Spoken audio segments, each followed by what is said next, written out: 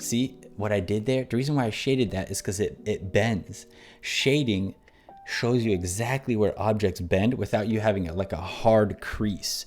And if you want that bend to be even more obvious, if it is like a table corner or something, then you can put a highlight right where that bend is, and now this will create a huge contrast between the bend, where that bend is, emphasizing that you have a bend there. And if you want it to look a little bit reflective, then you just remove some of the pixels. This will give it a bit of a texture and make it look a little bit more reflective.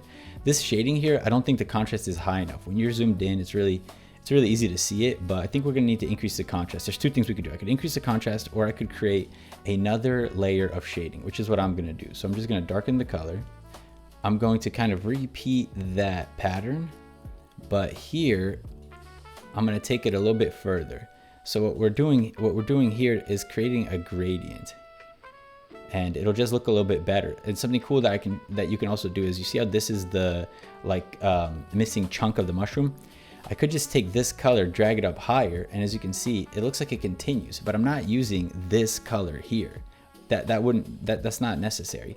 Actually, we could just keep the gradient going, and now it still looks like that chunk is missing, but it's smooth. And this highlight almost looks like a pattern, and I might end up using that for a pattern. You know how like mushrooms have spots? This kind of looks like a mushroom spot. So it might just be, instead of using it as a highlight, I might just put a bunch of these spots around, and I think that might be pretty good to do that. And this highlight is kind of huge.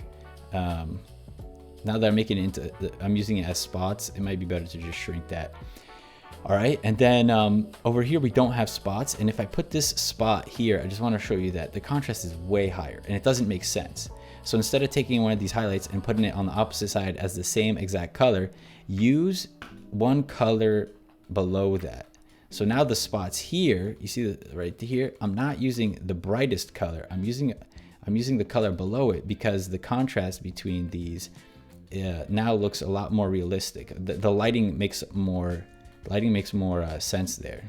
I'm a struggling solo indie game dev, and if any of my free pixel art videos have ever helped you, please consider supporting me on Kickstarter. It's just 15 bucks to get the game, and I'm gonna end up selling it for more on Steam when it releases. So this is a great way for you to get a discount and keep me alive.